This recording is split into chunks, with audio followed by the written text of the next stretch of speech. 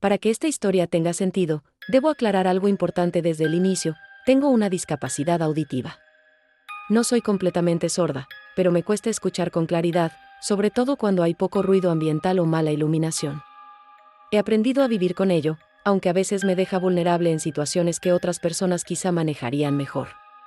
Esto ocurrió hace alrededor de un año, y todavía hoy me pregunto qué fue exactamente lo que pasó. ¿Y qué habría sucedido si hubiera tomado una decisión distinta? Vivo en un pequeño vecindario suburbano al sur de Quebec, justo al borde de un bosque bastante extenso. Es una zona tranquila, casi demasiado. La mayoría de los vecinos se conocen entre sí, y rara vez ocurre algo fuera de lo normal. Siempre me gustó ese ambiente, silencioso, familiar, predecible. Durante el invierno tengo una rutina muy marcada. Suelo sacar a pasear a mi perro, Manti, un cruce de Rottweiler con Husky. Es grande, fuerte y lleno de energía, así que caminar por el bosque es algo que ambos disfrutamos. Hay varios senderos bien marcados, fáciles de recorrer incluso para alguien que no es excursionista. Aquel día era febrero. Recuerdo haber terminado un almuerzo tardío y sentirme un poco culpable por haber comido de más, así que decidí salir a caminar para quemar calorías. Eran primeras horas de la tarde, pero en invierno el sol se va rápido. El frío era intenso, y la noche anterior había nevado. Cuando doblamos la esquina hacia la entrada del bosque, Manti se puso como siempre, tirando de la correa, emocionado, ansioso por entrar. Apenas cruzamos el umbral, lo solté para que pudiera correr libremente.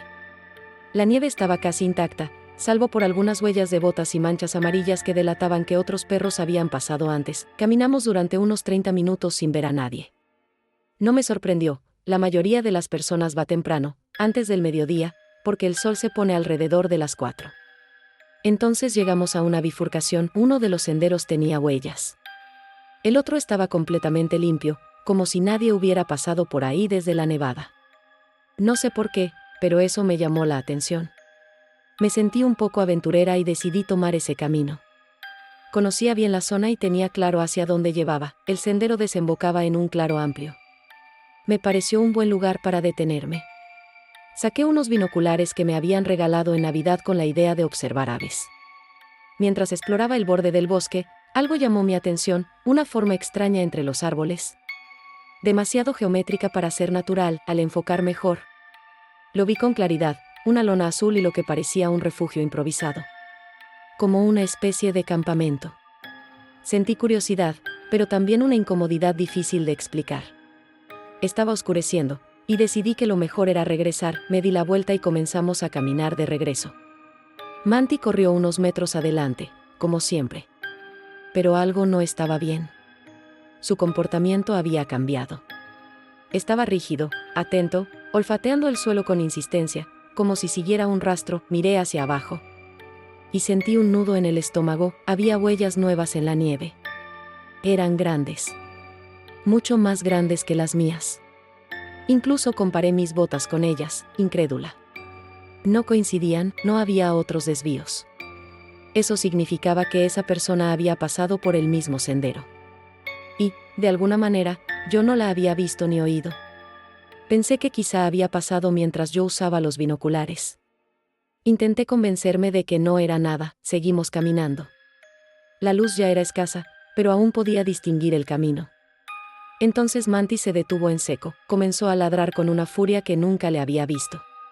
No hacia adelante, sino hacia mí. Me giré lentamente. Ahí estaba él, un hombre muy alto, probablemente de más de 1,90 m. Vestía pantalones de nieve color carbón y una chaqueta blanca de camuflaje. Estaba a menos de 1 metro de distancia. No había escuchado pasos. No lo vi acercarse. Simplemente apareció. No se movía. Tenía las manos metidas en los bolsillos del abrigo. Su rostro estaba parcialmente cubierto por la sombra. Parecía estar hablándome, murmurando algo. Pero no podía entenderlo. No podía leerle los labios. No sabía si hablaba francés o inglés. Entré en pánico por dentro. No llevaba mi teléfono. Intenté explicarle, con gestos torpes, que tenía problemas de audición y que ya era tarde. No recuerdo si respondió. Solo recuerdo que me alejé, sin darle la espalda, hasta que el sendero me permitió avanzar. Llegué a casa alrededor de las 4:30 de la tarde. Para entonces ya estaba completamente oscuro. Cerré todo, Cené y traté de no pensar en lo ocurrido. Hasta que me desperté, eran las 3 de la madrugada. Manti estaba lamiendo mi mano, algo que solo hace para despertarme por la mañana. Miré mi teléfono. Tenía un mensaje de mi vecina preguntando si todo estaba bien, porque mi perro no había parado de ladrar. Me incorporé y noté que Manti ya no estaba en la habitación. Bajé las escaleras y lo vi frente a la puerta del patio, ladrando como si su vida dependiera de ello. Me acerqué, todavía medio dormida. Mi vista estaba borrosa, entonces la luz del sensor exterior se encendió, y lo vi. El mismo hombre del bosque estaba de pie en mi jardín. No pensé. No dudé. Me alejé de la puerta y escribí al número de emergencias. Nunca había escrito tan rápido en mi vida. Subí corriendo a mi habitación, cerré la puerta y tomé un machete que guardaba debajo de la cama. Me quedé sentada en el suelo, con Manti a mi lado, esperando. Escuché pasos. Luego silencio. Luego a Manti gruñendo hacia la puerta del dormitorio. Vi una sombra pasar por debajo. Pensé que iba a entrar. Pensé que ese sería el final, pero nunca lo hizo. Cuando la policía llegó, encontraron la puerta de vidrio del patio completamente rota. La reja que da al bosque estaba abierta. No faltaba nada. El hombre había desaparecido. De nuevo hacia el bosque. Nunca supe quién era. Nunca supe qué quería. Desde ese día, ya no camino por senderos. Y cada vez que Manti se queda mirando fijamente hacia la oscuridad, recuerdo que algunos silencios esconden cosas que nunca deberían seguirte hasta casa.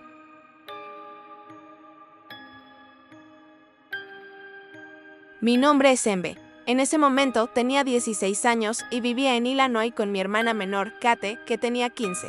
Siempre hemos sido muy unidas. Como hermana mayor, sentía que era mi responsabilidad cuidarla, protegerla y tomar buenas decisiones por las dos. Nunca imaginé que una decisión aparentemente normal casi terminaría en una tragedia. Todo ocurrió un 5 de diciembre. Era una mañana fría, pero tranquila. Kate y yo nos estábamos preparando para ir al cine. Queríamos ver una película de terror relativamente nueva. Una de esas que mezclan violencia con un ambiente navideño extraño. Sabíamos que era para mayores de edad, pero nadie nos dijo nada. Supongo que parecía que teníamos más años de los que realmente teníamos. La película apenas había comenzado cuando mi teléfono vibró. El sonido fue tan fuerte que varias personas se giraron a mirarme con molestia. Me disculpé en voz baja y salimos de la sala avergonzadas. Cuando revisé el teléfono, vi varias llamadas perdidas de mi papá. Antes de poder devolverle la llamada, llegó un mensaje: ¿podrías traerme algo de comer? El pequeño café del bosque está cerrado hoy. No me pareció extraño. Mi papá trabajaba para una organización relacionada con la tala y la reforestación, y muchas veces estaba en zonas boscosas lejos de todo. Le mostré el mensaje a Kate. Ella frunció el ceño, pero ninguna de las dos lo cuestionó. Regresamos a casa, preparamos algo rápido de comer y tomamos el coche. El bosque quedaba a unos minutos del centro. Siempre me había gustado ese lugar amplio, silencioso, con un sendero que bajaba hasta un lago. Nunca me había sentido insegura allí. Cuando llegamos, llamé a mi papá para avisarle, pero no contestó. Pensé que estaría ocupado. Le envié un mensaje diciendo que ya estábamos allí. Unos segundos después, aparecieron los 3 puntos en la pantalla. Estaba escribiendo: bajen por el sendero y espérenme junto al lago. El sol comenzaba a ponerse. En invierno, la luz desaparece rápido. El cielo tenía un tono naranja intenso que hacía que todo se viera irreal, como si estuviéramos dentro de una postal o de un sueño. Caminamos en silencio. Entonces Kate señaló hacia el lago. Había un hombre vestido de negro sentado en el muelle, de espaldas a nosotras. Asumimos que era nuestro papá. Nos acercamos despacio. Lo llamé por su nombre. No respondió. Kate se detuvo. Me susurró que algo no estaba bien. Yo también lo sentía, pero seguí avanzando. Extendí la mano y bajé lentamente la capucha que llevaba puesta. No era mi papá. El hombre se giró de golpe, sonriendo de una forma que nunca olvidaré. En su mano tenía el teléfono de mi padre, y lo agitaba como si fuera un trofeo. Kate y yo gritamos al mismo tiempo. Le pregunté por qué tenía ese teléfono. No respondió. En cambio, se lanzó hacia adelante y agarró a Kate del brazo.